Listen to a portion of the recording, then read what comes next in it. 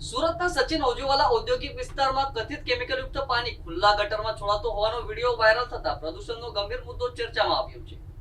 આક્ષેપો વચ્ચે કંપનીના ડિરેક્ટર દ્વારા જીપીસીબી સામે કથિત પડકારજનક નિવેદનની ચર્ચાએ મામલાને વધુ ગરમાવ્યો છે. સુરતના સચિન હોજીવાલા ઔદ્યોગિક વિસ્તારમાં પ્રદૂષણનો ગંભીર મામલો સામે આવતા પર્યાવરણ અંગે ચિંતા વધી છે.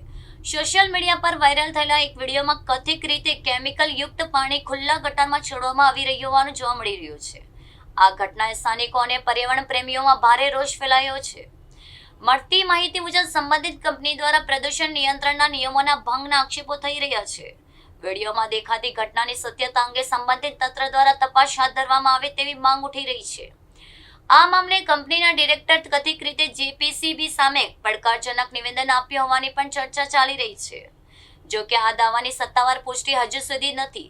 સમગ્ર ઘટનાને લઈને સ્થાનિકોમાં પ્રશ્ન ઉઠી રહ્યા છે કે શું પ્રદૂષણ નિયંત્રણના નિયમોનું યોગ્ય પાલન થઈ રહ્યું છે કે નહીં. પર્યાવરણને નુકસાન પહોંચાડતી પ્રવૃત્તિઓ સામે કડક કાર્યવાહી કરવાની માંગ પણ ઉઠી છે.